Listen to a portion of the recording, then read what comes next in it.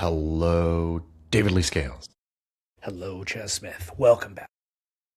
It is a fine day. It is March 17th.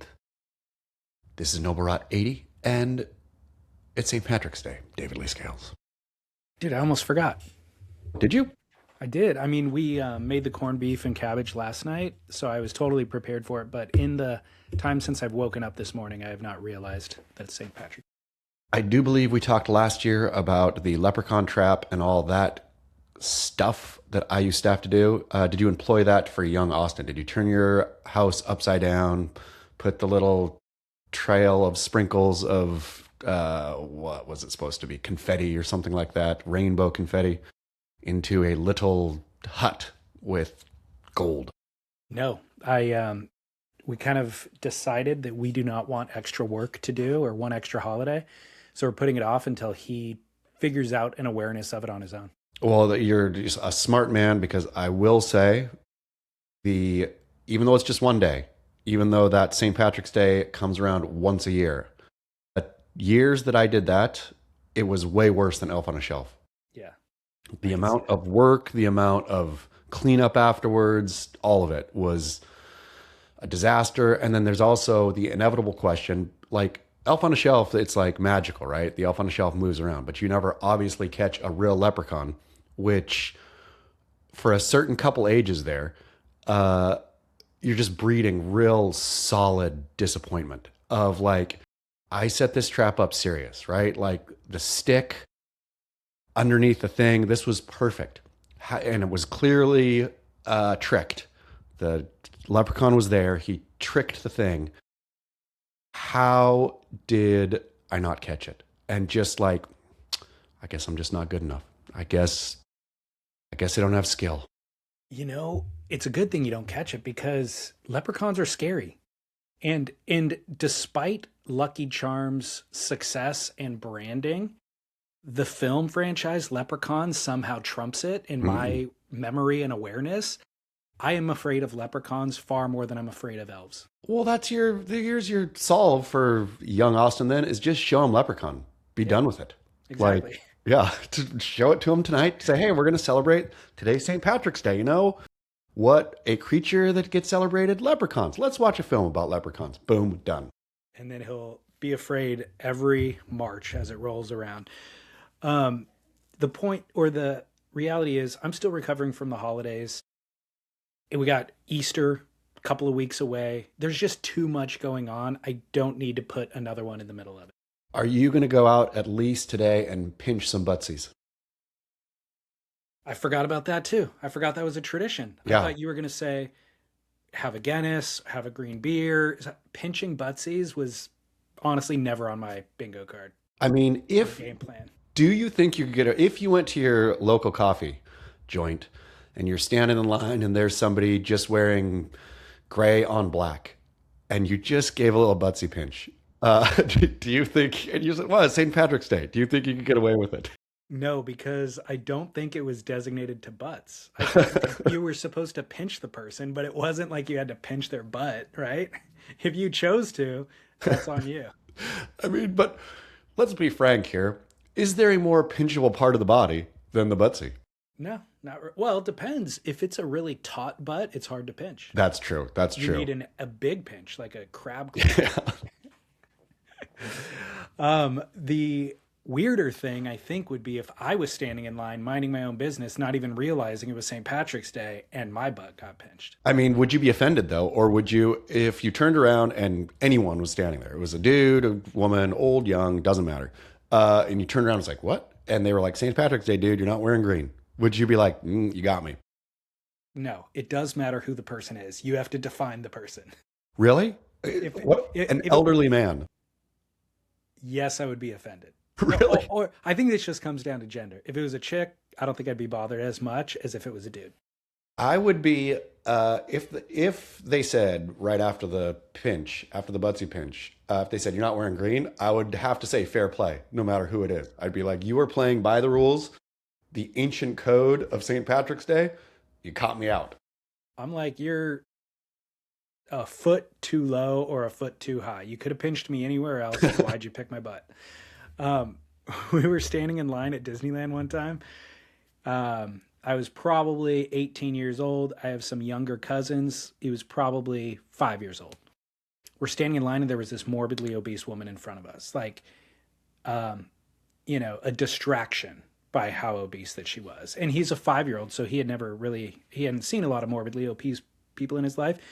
And her giant butt was right in his face. And we're just standing in line. He was just staring at it. We kind of noticed he was staring at it, and like he was, you know, confused by the whole situation. And before we could stop him, he just slowly makes one finger and just goes straight up into her butt crack.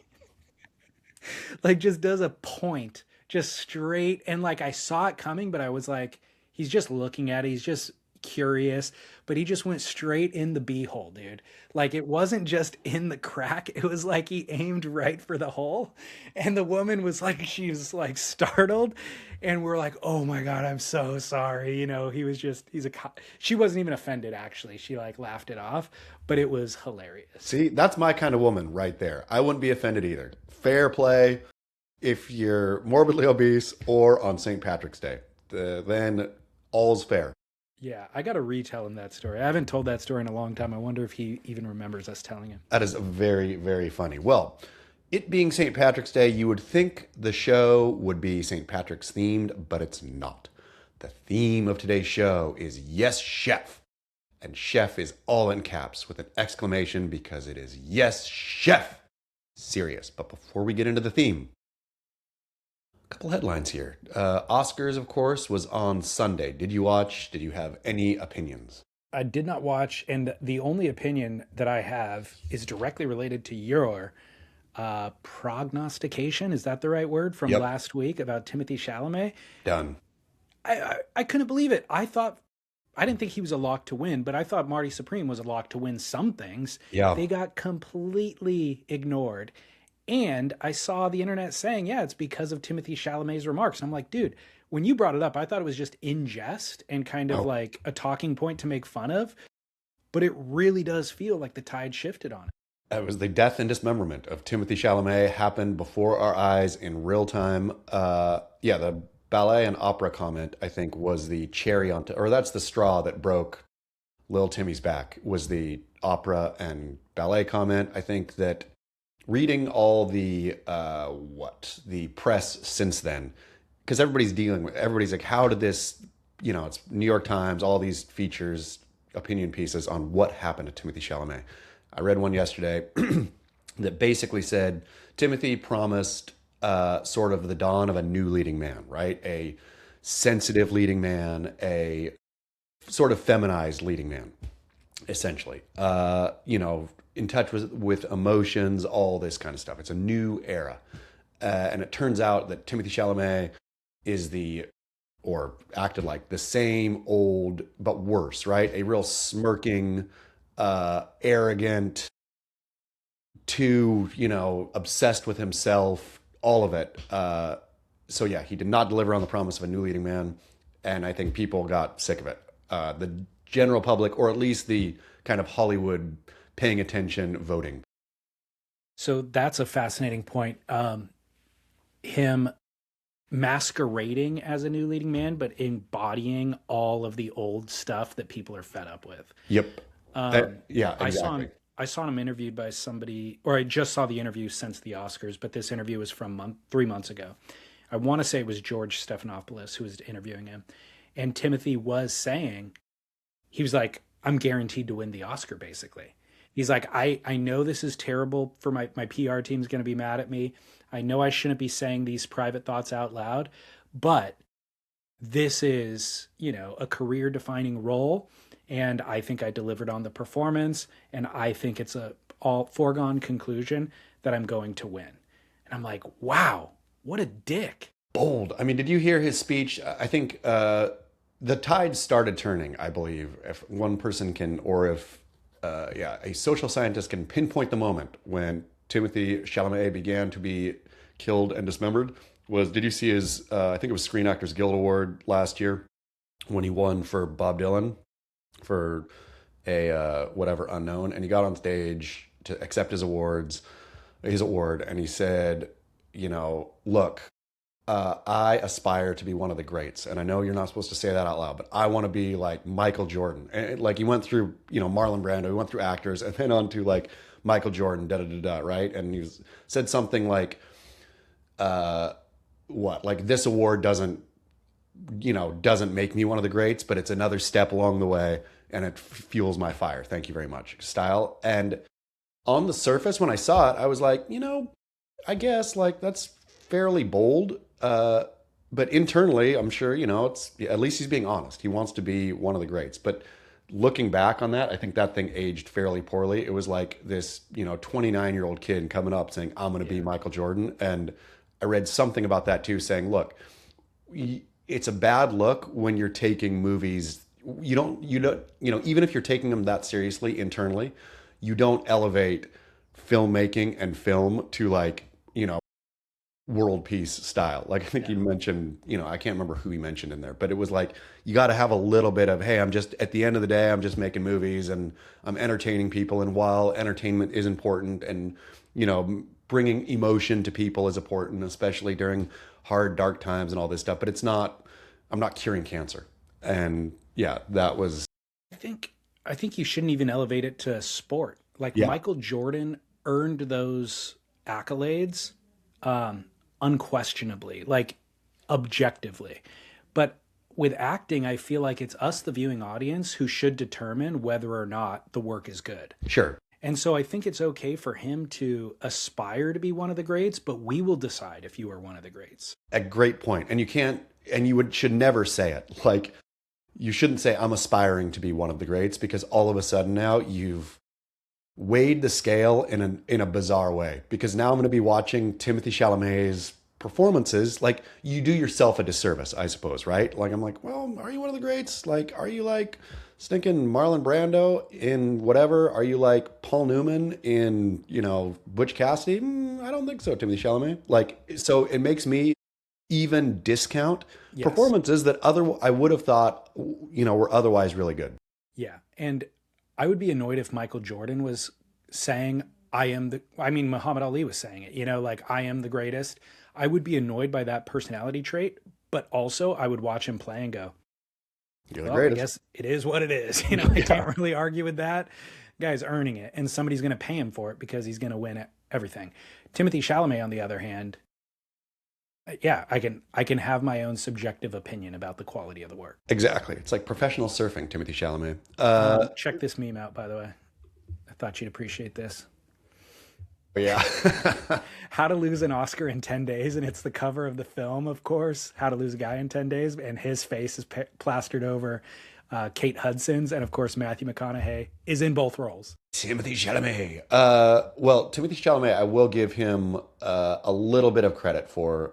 They had, of course, how much do you get into?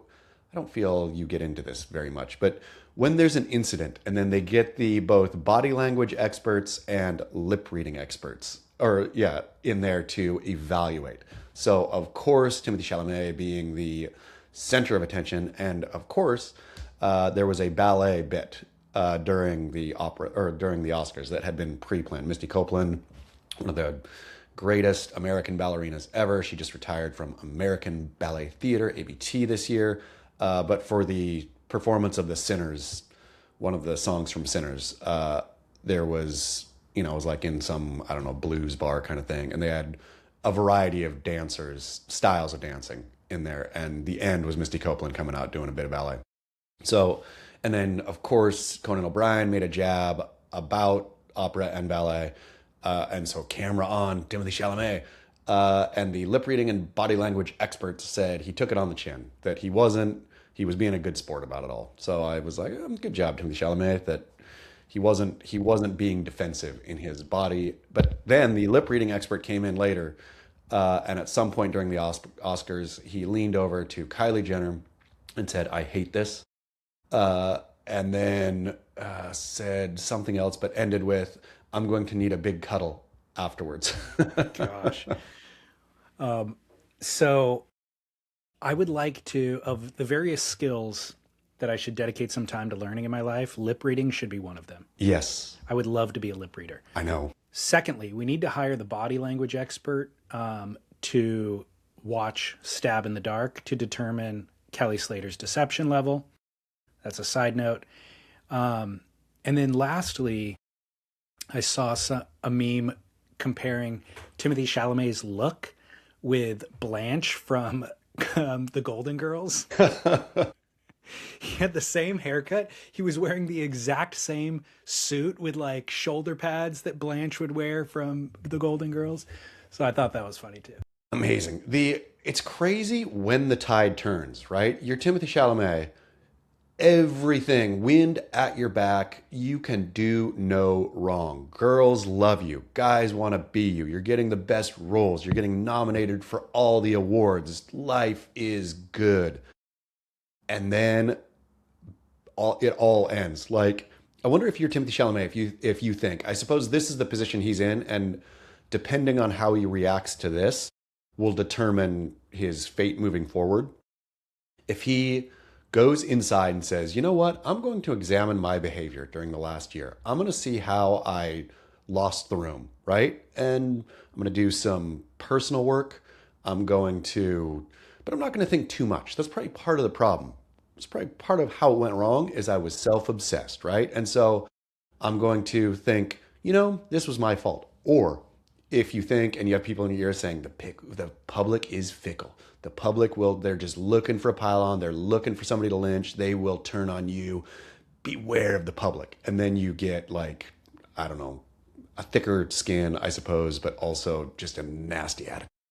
My bet is that this does not have lasting consequence.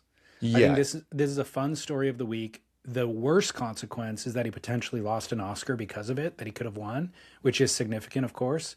But I think that there will still be producers lining up work for him. Absolutely. Well, I mean, I think the tide on this will probably turn at the very latest when Dune 3 comes out. When there's, beautiful little Timothy Chalamet in a beloved movie franchise that he has done well in, right? And then people will be like, oh, let's look at Timothy Chalamet being all Dooney again. He could continue to say asinine things. I mean, if that's truly his personality type and there is none of the learning that you're talking about, then he will continue to offend. And I think that'll paint kind of a more, accurate picture for the public.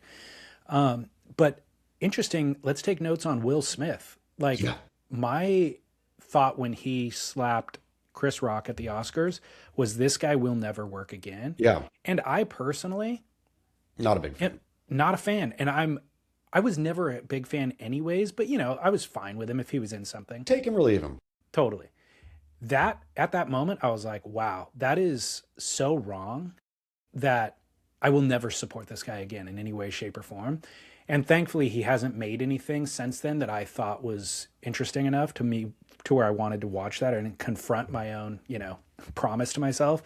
But I think he has been offered less work. I think his career has absolutely suffered. Well, and, he made an album, which I don't know if you were aware of since then, that totally tanked and became a laughingstock. Yeah. Not only, Will Smith, exactly, beloved by all, right? I mean, you and I didn't love Will Smith, but he was a beloved actor. I didn't have any ill will toward, I would see a Will Smith movie if I wanted to see the movie. But I think the general public loved him, and then now he's a mockery. Like, his album was just straight up mocked.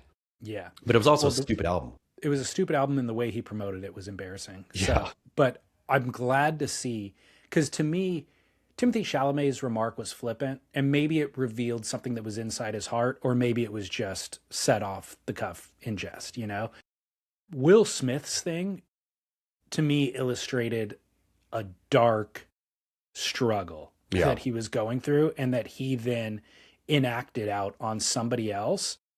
And that was more problematic to me than Timothy's comment. For sure. I'm okay with him suffering the results of his own actions in that. Yeah.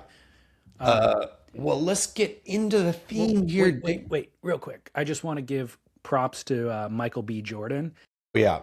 I saw Sinners when it first came out before it had any Oscar hype, and I did not appreciate it. I was like, I don't get it at all. Then it started getting a ton of hype, so I rewatched it thinking that I just missed something. On the second watching, I was like, this movie's not that great. Yeah. The first half I really liked. That's what I've heard. Oh, so you haven't watched it? I haven't watched it yet because I heard this same exact thing. Buddies watched and said, "Don't waste your time." It is. They say the first half is good, is interesting, and then but then it turns really like unnecessarily bizarre. It turns into a zombie movie, Yeah. literally. So the reason why I rewatched was I'm like, I probably miss or didn't even identify some metaphor. There's like racial kind of thing going on, and so there's got to be some sort of a bigger picture thing that I'm just not catching. I also didn't catch it on the second watch, and I was like, it's stylized and it's really glossy and it's polished and it looks great. And I love the tone of like the blues era in the early South, like all of that. Like I love the setting of it. But why did it turn into a zombie film? It Yeah. was such a good film for the first half. So I still don't get it. But, and when everybody else got hip to it and loved it and it started getting like critical acclaim, I thought maybe it's just where society is at right now. They need somebody saying these things or making these points. And so maybe it wouldn't have landed as hard 5 years ago or won't land as hard 5 years from now. I have no clue. Everybody else seems to love it. I don't appreciate it fully, but I do think Michael B. Jordan did a phenomenal job. And so I think that he was, a deserving actor. And last week when we talked about it, I almost didn't even have him on my radar. I'm like, yeah, maybe Ethan Hawke, maybe somebody else, but he honestly is the deserved winner, I think, in this category. The Michael B. Jordan too, as the sort of at least tide can always turn, but as the anti Timothy Chalamet, like did you see afterwards he went to In and Out with his Oscar Yeah. and posed like it's just like he's clearly a well, I don't know if clearly, but seems like he is man of the people, humble, doing the stuff that makes the public really truly fall in love. Well, the other thing is last week I mentioned I don't know if Ethan Hawke deserves to win for this, but his body of work is kind of worthy, blah, blah, blah. Same could be said about Michael B. Jordan. Mm-hmm. Like, first time I saw him was Fruitvale Station, and it was an incredibly powerful film. The Creed stuff is shockingly good. Yeah. It didn't need to be as good as it was. So his body of work also deserves to be recognized. So I'm glad to see him win it. Good job, Michael B. Congratulations. You can say you want to be one of the greats like Michael Jordan. You are. Nikki B. Whackin or B. Jerkin, I think was her. Okay, well, theme of the show. Yes, chef. You're a foodie, David Lee Scales. You pay attention to food things. Do you pay attention to the restaurant world? No, not really. I like food a lot and I like cooking, but I don't pay attention to it. Well, have you ever heard of the restaurant Noma? Of course. There you go. Okay, so Noma, for those who don't know Noma, it's, I would say, inarguably the most famous restaurant in the world. Founded in Copenhagen 20 odd years ago.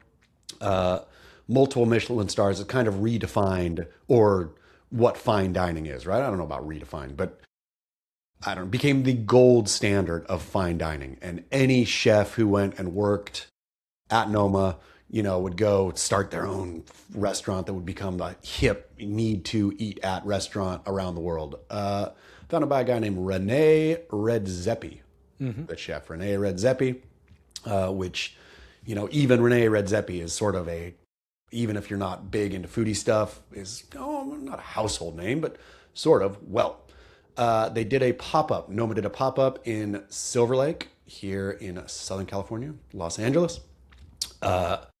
And Rene Redzepi had to step down. And so I saw this headline, Rene Redzepi steps down, and I was like, oh man, he's too young to be in the Epstein files, but this is for sure something bad, sexual abuse, something bad. Read New York Times story. He stepped down, and all of this is on, it's an Instagram of him talking to all the chefs. He's in Silver Lake. He's, tearing up. The chefs are all standing around. So New York Times, anyhow, reported, and then he stepped down after this because the New York Times reported that, quote, he punched, slammed, and inflicted other physical punishment on cooks from 2009 to 2017. I thought that was the whole deal with being a high-end chef, right? You're in there, it's high intensity, and especially for these Michelin star kind of things, expectation is through the roof of what you are going, your performance. The head chef or whatever is going to drag the finest, whatever, the finest thing out of you. He's going to take you beyond what you even thought was your best. So I thought, I guess it ain't cool to punch, slam, and inflict other physical punishment on people anymore in these kind of great, in the pursuit of greatness. You have any thoughts on that? Do. Um, I think the bigger you get, the harder it is to implement the exact strategies and techniques that helped you get to the high level. Like if it's you in a small restaurant, you have 5 staff members and they all opt into that high intensity environment, there's it could very well get to altercations at times. But if you're all in it, just like brotherly brothers who get in a fight, it's kind of like we're in this together. It's a fair battle. Like, I'm presumably not getting beaten up by you, but I can fight back if I need to. But that's the level of intensity that exists in those kitchens. Once you add more than 5 people, or there's a second restaurant or any of that, it's not the same understanding and exchange. And so you might need that level of intensity to get to a certain level of greatness. But once you're at that level of greatness, you're going to need to implement other strategies to maintain solidarity within the team. Okay, so do you think there are other strategies? So I was reading the story about Renee and all of this, right? And so there's a big debate happening in restaurant world. Uh, People blaming the Michelin star ranking system basically for making this thing so competitive that people are just going berserk. And then the end of it is all for rich people who don't actually care what they're eating. They just want to eat the best, right? So I was saying like they'll eat, I don't know, some chef I think made food with plastic. I don't exactly know, but so they'll eat plastic one week and they'll eat whatever's, it's all for these rich people. I was thinking, but okay, taking that away, fine dining is still an art. And I was thinking, obviously I'm thinking about ballet all the time. Ballet is an art, and ballet is, I don't know, 13 now, but from age 8 to whatever, would come out of class often in tears because of getting not berated by teacher, but getting made whatever, being made to cry. Like a lot of the girls would come out in tears often. They're all really good ballerinas now, right? On the way to being better ballerinas. They don't cry anymore. But there is some level of, hey, if you want to be the best, I'm going to have to push you. And pushing you is not going to be comfortable for you. It's going to hurt your feelings. If I say you're not doing this right, you have to do it better, right? Same with anything great in the pursuit of greatness. So back to your point, if you change so he punches, slams, dumps boiling water on his uh, fellow chefs. Speaking of, I have a chef friend who's also a ballet dad. I talked to him yesterday about this, and he said, "Oh man, yeah."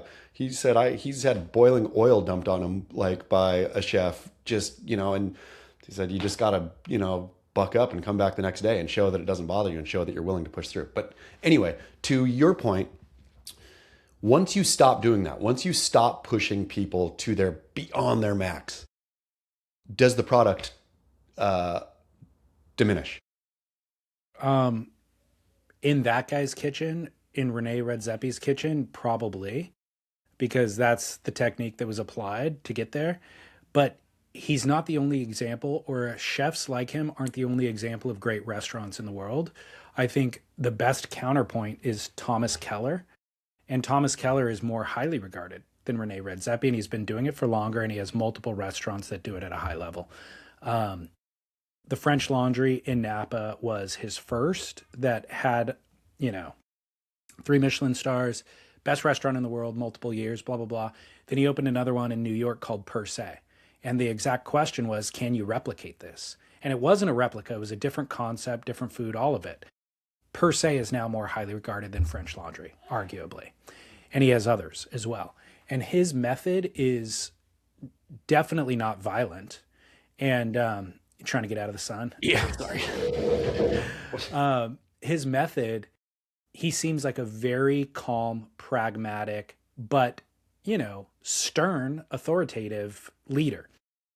But I think what the difference is between those two different styles of running a kitchen is Thomas Keller, he's going to fire a ton of people because they're not living up to his level of expectation. Rene Redzepi is going to punch you in the face to get you to level up. And I think Keller is going to just say, I'm going to fire you. But what that means is he's going to need a feeder system. So he has to build out a feeder system. It's a lot more work to get people to level up to your expectation by training them and giving them, giving them motivation, all that kind of stuff without the violence. I think Rene is implementing a different strategy.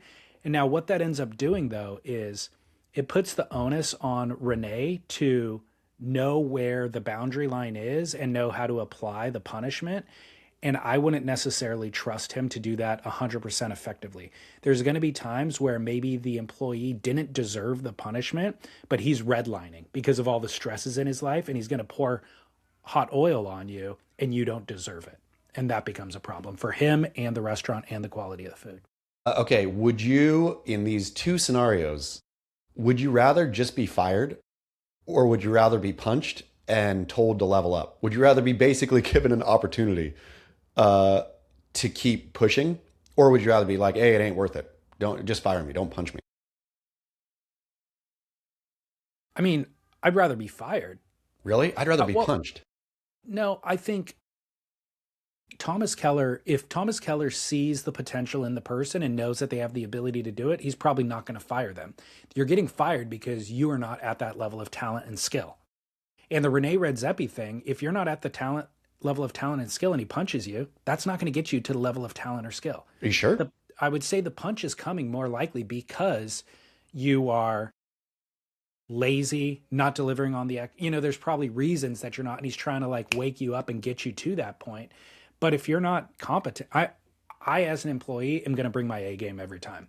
And if I don't have the same level of game that these guys have, then I deserve to be told and deserve to be fired. But I definitely don't deserve to be punched. I suppose potential, right? This is how to best develop somebody's potential. And I feel if these, obviously nobody needs to get slammed or punched or kicked in podcasting. But at these top tier arts, right? The top tier arts, have we evolved past, do you think, Whiplash? Love what we've talked about Whiplash, I think here before. Love that film so much. Watched it with the daughter. I think I mentioned this, and her takeaway was, the teacher did the right thing. They got the performance at the end, right? Is that worth it? Or do you think we've evolved past that? Is this a relic of, this is the way we used to, humans are always evolving. Parents used to spank their kids. Now parents don't spank their kids anymore. And that's a good thing, right? All this kind of stuff. Have we evolved past that at this top level? Or are millennials big, giant sissies and human achievement is going to suffer because of it? I think we've evolved past it, and I think that millennials are giant sissies. Both things. Right, except for the last thing that you said, which is society's not going to suffer as a result, or maybe segments of society will. But when I say we've evolved past it, that portion of society will continue to thrive and succeed. So I think the reason why I've been around enough kitchens and I've watched enough documentaries about high level, restaurants and chefs. The reason why those people are snapping ultimately is because of the amount of pressure that they're feeling in their lives. the pressure to certainly maintain that level of expertise and proficiency, but also there's a ton of financial burden that comes with running a restaurant and building a restaurant. And so they're just snapping out of boiling over, no pun intended. And so that's where I think the answer isn't violence. Like how do society evolution? The answer isn't violence right in that moment. The answer is build a stronger foundation for your business. Have more financial investment, have a better developed business plan so that you can pivot and do other things. Have more people trained up waiting in the wings. That requires the financial investment. So if you have those things to where you're not just hinging on this one person getting this dish out precisely correct right now in this moment, you won't snap. Back to Whiplash, though. Would your buddy have been able to play that drum solo unless he had been abused? Yes, I think so. And the other thing is, if I remember correctly, by the end of the film, Miles Teller isn't drumming anymore. He quits drumming. No, I mean, the last, he does quit drumming, but he goes back, and the last scene is him actually playing the solo, and then it zooms in on both their eyes, the teacher and Miles Teller's, what's the teacher's name again? Disservice, not to just to call him the teacher.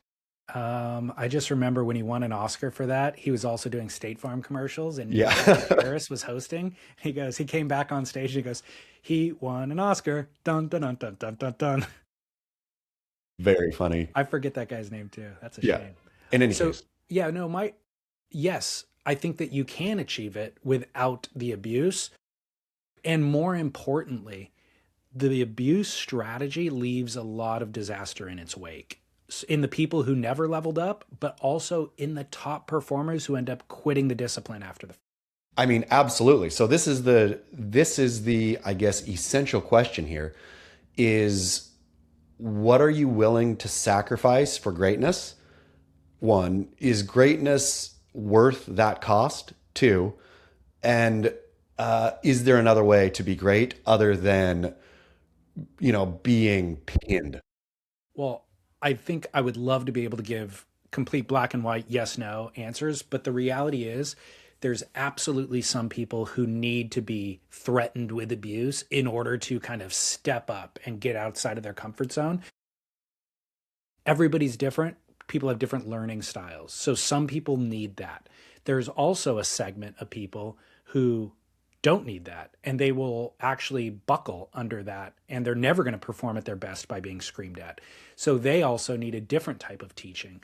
So it's really just a matter of marrying the right style of teacher with the right style of student and understanding, but I think there's, in relation to millennials and our current generation, there's the authoritative style of parenting and or teaching has been so vilified that is now not the norm, or certainly a tiny percentage of the way of leadership is run.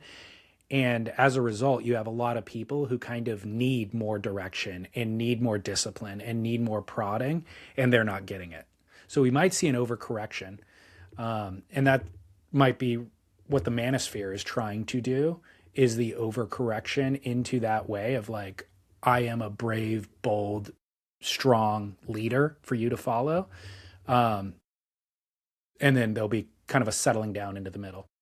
When it comes to your Austin, would you rather Austin be great or happy? That's a tough one. Happy?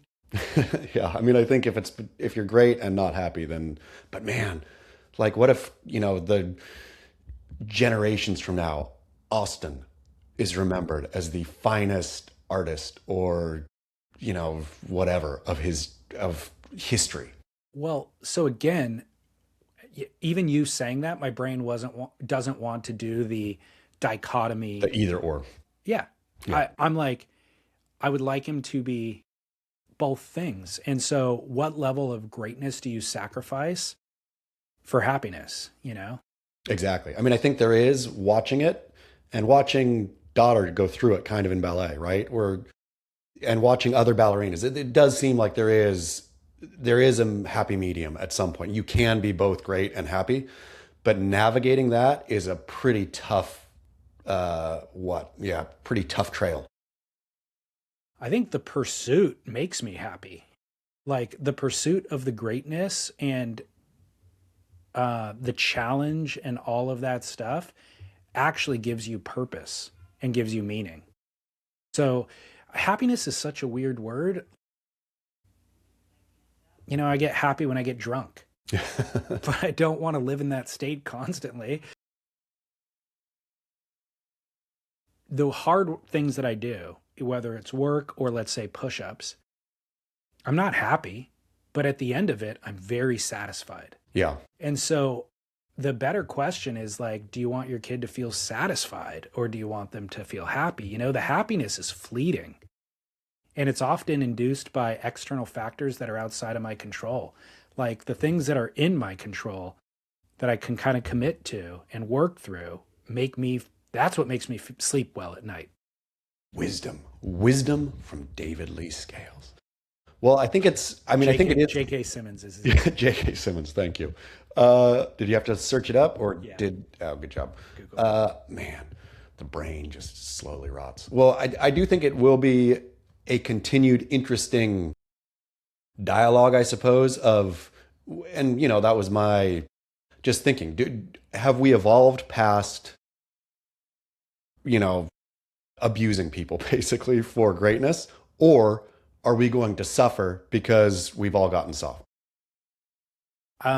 With Rene Redzepi, it's he's got a specific skill set or a certain set of skills, and leadership might not be one of them. And so he's able to, create what he's created. And there's enough people whose learning styles require the level of abuse and discipline that he's willing to enforce on them. And so that got him to a certain level. And back, like I said at the beginning, it's easy to find small groups of people that can help you do that. But there's not enough people. There's definitely not a majority of people out there who want to be treated that way or even thrive under those types of conditions. So it was always going to hit a boiling point at some point, And I think we have evolved past it, to be honest. I don't know that he could take his restaurant empire to the level that Thomas Keller has taken it, delivering With that style. That type of leadership. Yeah. Well, we will revisit this topic in 20 years and see if we're a lot closer to idiocracy or if the nicer, gentler way of being has pushed us to even greater heights.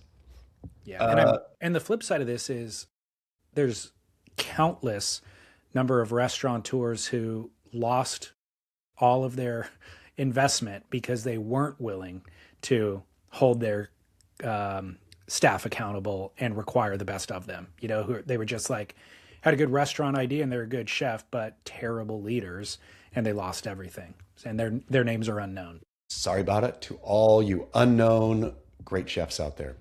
By the way, I did see the headlines about him, accusations, and he was stepping down. I thought they were sexual allegations. That's what I was saying too. I was guaranteed, I was like, oh man, bummer, Renee. He had an affair with an intern, or there was something like classic. And just to read, he stepped down because he actually was doing what's his name is doing in The Bear. That it's all, and I was like, oh, I thought that was The World. Oh, really? Yeah, but yeah, surprising to me too. Gordon Ramsay has made an absolute career off of being that hard-nosed chef, but falling short of physical abuse. Yeah. And so I think he's defined that stereotype and actually made it entertaining and made it obviously a fortune off of it, playing the persona, playing the part. But again, dumping hot oil on somebody and punching somebody is the bridge too far. I don't know about punching somebody. Dumping hot oil is definitely a bridge too far. But punching or pushing or kicking or throwing things at somebody, I think that's on this side of the bridge. That's all fine. It's shocking to me that you don't hear about more murders in the kitchen because there's so many weapons at your arm's length. My goodness. Like if I got punched by a chef and there's a knife handy, there's a possibility I'm picking up that knife. Yeah, just even out of reflex. Yeah, totally. Wow, yeah. Well, it's a good movie. We can could be the sinners. We could turn into a zombie film then. Uh, okay, what did you watch this week, David Lee Scales? So I did watch a lot, but in light of the Oscars and one battle after another taking kind of sweeping, almost sweeping the field, best director, best picture, best couple of other things, bunch of nominations. I decided to go back through Paul Thomas Anderson's Smart. oeuvre. You mentioned Magnolia a couple of weeks ago. You said you just watched the scene of Tom Cruise talking to his dad, saying goodbye to his dad on the deathbed. Why did you watch just that scene? Or did you watch the whole film? It was I can't remember. It was something specific with to do with grief, I think. Okay. Uh, I can't remember. It was something there was a specific reason about like related to grief or I don't know, hating somebody, but them dying, something like that. Okay. Well, we've talked about our mutual love of Paul Thomas Anderson. My favorite Anderson film is There Will Be Blood. I think The Master is incredible and a better film than Magnolia, but Magnolia is the best acting and script I think I've ever seen in any film. I mean, across the board in Magnolia, from It's Tom Cruise to Dustin, whatever his name is. What's the name? Why am I forgetting? Philip Seymour Yeah, Hoffman, Philip Jason Seymour Hoffman. Robards, Yeah. John C. Riley, Julianne Moore. An unbelievably acted film. So I rewatched it. I loved the film came out in 1999. I loved it when it came out. I bought the soundtrack on a CD, literally a disc CD back in the day. Fell in love with Amy Mann and her songs from that film. Like I They were loved married back then, P.T. Anderson, Amy Mann, I think. Were they really? I think so. I might be talking story here. Yeah, But no, I know she was married to Michael Penn at some point. ain't it weird that P.T. Anderson is married to Maya Rudolph? I know that is weird. Um so anyways, I've loved the film in the past, and I remember back in the day having watched it every couple of years and loving it, but it's been at least 10, maybe 15 years since I've watched it. So I rewatched it this weekend, and again, the acting from beginning to end is every single individual role deserves examination. The kid, oh my gosh, William H. Macy, who William H. plays Macy. Whiz Kid Donnie, whatever his name was. Um, and then there's another kid in the film that is currently like William H. Macy's character Fiona played Apple. the what? P.T. Anderson dated Fiona Apple. Amy that's Mann, right. Fiona Apple, potato, potato. I remember Fiona Apple talking about having gone to a dinner party with Quentin Tarantino while she was with P.T. Anderson, and P.T. and Quentin were just doing tons of coke and like fanning out on films that they loved from like like crazy esoteric films, and she was so annoyed. She was just like, I could not get out of there fast enough. Just Those guys are Imagine how annoying that would be. Even if you were like a big film nerd, like a coked up couple of film nerds talking deep cut film, all coked up, would be beyond annoying. and two dudes who are like at the top of their game who nobody says no to, and they're just going deep. And Fiona Apple's like, I gotta get out of here. Like, this is terrible. I love Fiona Apple too. Yeah. But anyways, the kid who plays the Whiz Kid, not Donnie, not William H. Macy's character, but there's a young kid who's like the current kid who's winning all these records. That kid's performance was unbelievable. I was like, not since Nicholas Hoult in About a Boy have I been so impressed by a child's actor. And so I looked him up on IMDb. I'm like, surely he's done things since then. He's still working in Hollywood, but he's working as a stuntman now. Wow. And I'm just like, this was the best performance of a child I've seen in a long time. Anyways, from beginning to end, phenomenal film. The script is so freaking dense and powerful, so you really need the actors to pull it off, and they do. Julianne Moore, unbelievable. So highly recommend for anybody who's never seen Magnolia. Definitely go watch One Battle After Another as well. But Magnolia for me is a hidden gem. It's crazy to me that One Battle is like that the press, that the critics are like talk about it like inarguably, it's P.T. Anderson's best. I'd put One Battle After Another down right. Not that One Battle After Another was not a fine film, but there is 5 P.T. Anderson films better than that one. I I agree. I'm gonna have to rewatch it with a little bit of distance. I liked it, but I didn't think it was his best. Just don't understand how the conceit of there's no explanation, and I've said this before we talked about it, no explanation about, his rebel cause, whatever. They're like bringing illegals into America, which is fine, but they don't talk about why or who they're bringing in. There's zero work into the backstory of which that's what made me mad. I was like, you're just being like, this is like knee jerk lefty liberal crap. You had so little care. It's just let's make this thing lefty, but so little care to explain or make it engaging. That part is just like what? I remember that criticism. You said it after I already watched the film, so I feel like I need to go back and watch it with that because maybe there was something that you It missed. might be. Yeah. Let me know. Let me know because I want to like that film more than I do. Well, it'd be surprising if he left a big gap, a hole like that. I mean, I think he did, but you tell Well, me. so everybody talks about Boogie Nights. I think it's a great film. It's not my favorite, just for whatever reason didn't resonate with me. But I'm going, There Will Be Blood, The Master, Phantom Thread, and then Punch Drunk Love, your favorite. I did not like upon first viewing, and I've watched it since then, and I watched it after you told me you loved it, and it's definitely grown on me. So I'm going fourth, actually maybe Magnolia fourth, Punch Drunk Love fifth. I'm going Punch Drunk, Magnolia, Blood, Master. Fair enough. Well, any heroes or zeros this week, David Lee Scales? Yes, and also shout out Jess Buckley. I called for the win for Oh, yeah. Hamnet, and she I, obviously won. I'm excited to watch Hamnet. Have you watched her Sinead O'Connor performance? No. She sings. Dude, I've seen this. It gets fed to me occasionally on Instagram. She was on some late night show in the UK, and she was the musical guest, and she does a cover of a Sinead O'Connor song, and it is unbelievable. Like, she's an incredible singer. Man, I'll find that song and send it to you, and we can close out the show with that song because what a perfect St. Patrick's Day outro. Okay, I'll find it. You don't need to find it. The other, what was I going to say? Oh, I would also recommend to people do a deep dive into her filmography. She's done incredible films that like just somehow didn't get a mass, distribution deal or something.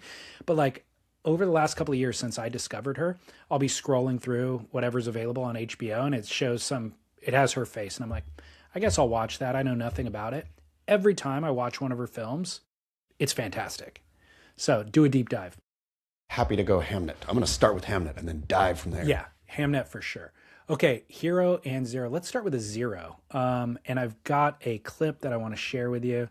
This is Louisiana mayor found guilty for having sex with a student. I read this story. In a twist, it's a female. It's Yep. not a male mayor. So this is my zero for the week. Here we go. She was her city's first female mayor. Now she's been found guilty of having sex with a minor. Her own children telling authorities they saw their mom being inappropriate with a 16-year-old at a pool party. Here's Ann Mercogliano. She's the glamorous mayor just convicted of having sex with her son's 16-year-old best friend at an alcohol-fueled pool party. Mayor Misty Roberts was accused of plying teens with alcohol while wearing only a bikini. KPLC TV reporter Devin Cruz covered every day of the sensational trial. The mayor was seen in a bikini giving alcohol to minors. She was seen in a bikini, and several witnesses testified that Miss Roberts or Misty Roberts had gotten the alcohol for the kids and had stocked a fridge. They were by the pool and they began kissing. Then they went inside the mayor's home. Her own 16-year-old son told investigators that he saw his mother having sex with his friend through the window and that kids at the party had video. Court testimony revealed the mayor. Could you hear that, by the way? Yeah. Okay, good. So that's the long and the short of it. But number one, it's criminal. You should not have sex with children. Full stop. Male, female, doesn't matter.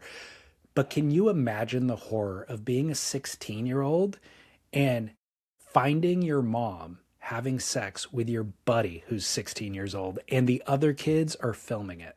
I mean, but that kid seemed like he was not, like, I read the story too, and that kid seemed like he was like out shouting it, I think I read some story that the kid ran outside and was like, oh, like, so it seems like a very dysfunctional home, clearly, for one. But after I read that story, I think what does she get? Like, it's some 25 years or something, or maybe she hasn't been sentenced yet, but it's going to be like 25 to 40 years. It's some huge amount of time, right?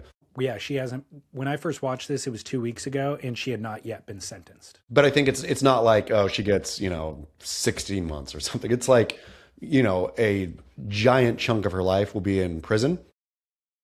Imagine the self-loathing regret you would have each and every day of those, whatever that sentence is, right?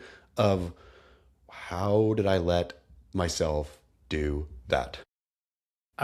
I don't even know. Forget about she threw the party and bought the alcohol. I know. This was planning. But sure, but how did I get to that point in my life where I planned? No, I know. I mean, every single day. I don't know how you could even live with yourself. Well, in again, prison. More to the point, how do you get to the point to where you even want to have sex with a 16-year-old? I know. Like, how do you get to the point where you're raising your child, they're bringing their friends around, and you're like sizing them up like, ooh, yeah, that's a sexy partner that I would like to get. Like, it's beyond, I cannot wrap my head around it. And then to do it so freaking brazenly at the party. And you're the mayor. This is you're the mayor. Yeah. It's unbelievable. I've seen this behavior from men, obviously, over and over and over throughout my life. So it's almost like I'm almost expecting to see a news story like that. I don't know, but even a dude in this case, if there was a dude mayor who threw an alcohol-fueled rager and had public sex with a 16-year-old girl, you would be equally shocked. You'd be thinking, like, in front of everybody and getting filmed. You'd be like, what were you thinking? I would be incensed. I mean, of course, incensed, but also you'd be like, how can you be that checked out where you thought, I mean, I guess she could maybe she's like a blackout drunk or something, had like no idea what was going on, then woke up in the morning and be like, uh-oh.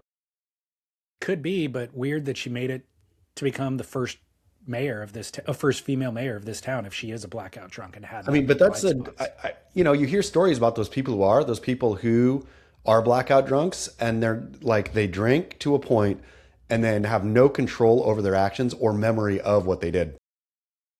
I know. I just don't hear about them being the mayor. And the other, I mean, but let's be honest, as a mayor of a small town in Louisiana, that's true. What is the She's married to her intelligence cousin, required? okay? Yeah. We're really spreading the stereotypes. The other thing I wanted to mention is, you look at her, she's pretty hot, especially for an older woman. And I'm like, man, I wasn't having sex when I was 16 years old, but I was thinking about sex a lot. And a dream scenario was, the hot teacher or something like that, who like keeps you after class. Like, that's a legit fantasy that ran through my head, even though I never would have acted on it or even known how to act on it. And that's where there's a huge power disparity here, is she's playing this role where kids are fantasizing about her. So you cannot take advantage of those children. No. You know what I mean? This would be like Leonardo DiCaprio sleeping with 22-year-olds, except slightly less. It's like, yes, everybody wants you. Everybody wants your attention, and they will compromise their own integrity just to get that attention. That's why you don't do it. Yeah. I mean, so true. I mean, even like the Mary Kate Letourneau and her, much younger dude, where, they were together for a long time after. I mean, she went to jail, I think, twice, right? For inappropriate, or having sex with him. And then they got married after and had kids, right? But then they got divorced recently. And his whole thing is, I was absolute abuse. I was way too young to even know what was going on, right? And it took him many years to even realize that himself. He had Stockholm syndrome for Yeah. decades, and even had a family with Yeah. it. Wild. Wild. So yeah, it's sex is a powerful thing, especially when it's new to you and you're that young, and it's totally predatory to take advantage of young people when they're in that when they're subject to that level of power. Oof. Oof. Well, my zero, along the same lines. Old Peter Thiel. Peter Thiel is in Rome now for his Antichrist World Tour, where he's giving lectures about the Antichrist. And I just do not understand at all. Like, his whole thing is about Antichrist going to be promise a one world government. He's going to promise peace, but then it's going to turn into this giant totalitarian surveillance state kind of thing. And I'm like, A, Peter Thiel, why are you talking about it? B, why are you trying to make a surveillance state yourself with Palantir and all this kind of crap? Like, you are making the exact tools, and it's just bizarre to me. It's Peter Thiel's whole thing is utterly bizarre, and I wish he would go away. It's weird to have the people who are doing the nefarious deeds front and center as the spokespersons of the companies, because back in the day they used to hide out and just manipulate the pieces, like on a chessboard, but now they're front and center, like putting it all on display. It's crazy to me. It is crazy to me. And anybody who doesn't think Peter Thiel has your interest in mind, like, you need to really check yourself. Peter Thiel and Palantir and everything he's doing is awful, awful stuff. Yeah, not good for you. That's Nope. for sure. Let's end on a happy note here on this St. Patrick's Day. David Lee Scales, who's your hero? Louis Theroux, documentarian Louis Theroux.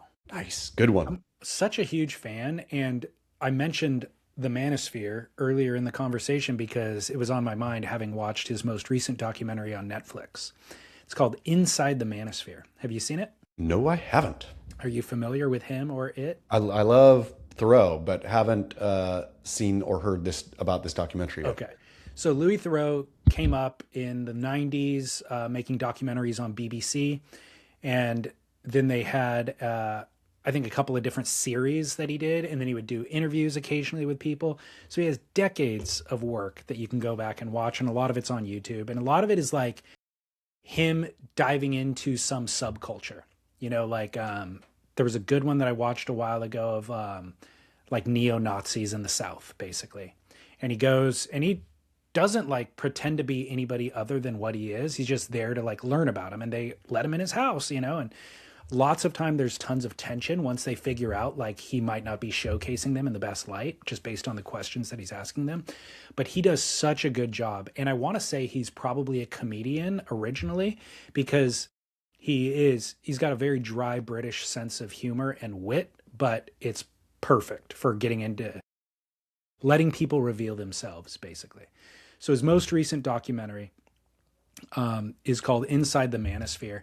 And he doesn't interview Andrew Tate, but he's interviewing people who are friends with Tate who aspire to be Tate, like the next level down, basically. Griffin Colapinto. I'm sorry. Exactly.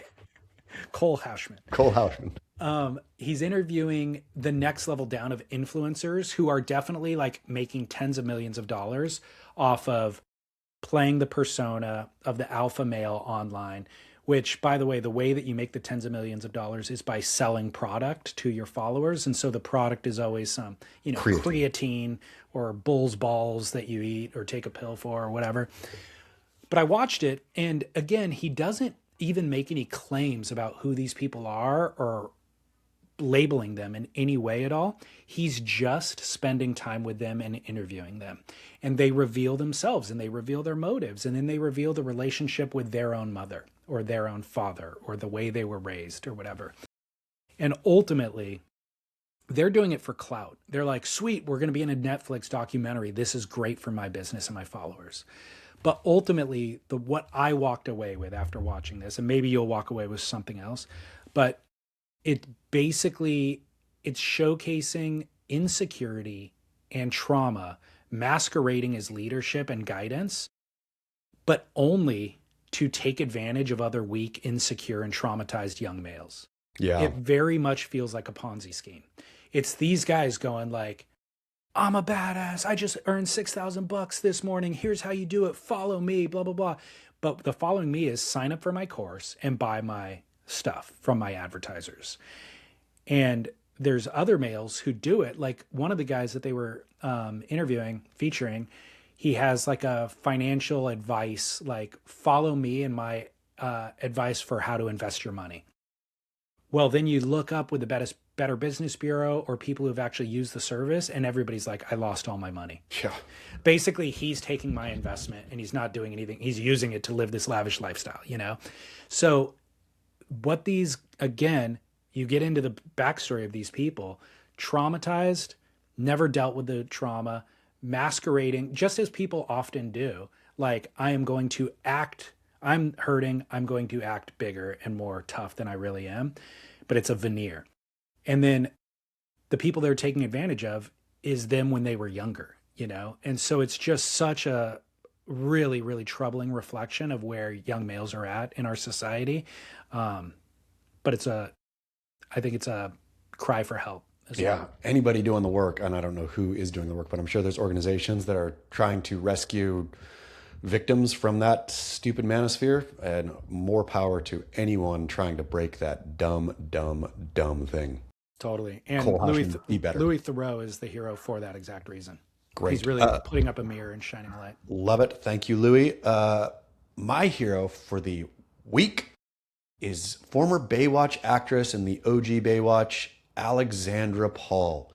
Alexandra Paul got arrested over the weekend because she broke into a Wisconsin farm that breeds beagles for scientific research and stole a bunch of beagles and then got arrested. So I'm not some crazy PETA dude over here, but just a Baywatch actress breaking into a Wisconsin beagle breeding farm and stealing beagles who are going to be scientifically tested. And I don't even know what scientific research was being done, if they were getting shampooed with nice doggy shampoo or something. Who knows? I don't know anything that was going on. I just had to applaud her moxie. Was she the short-haired brunette? She was, I think, a long-haired brunette. Okay. Yeah.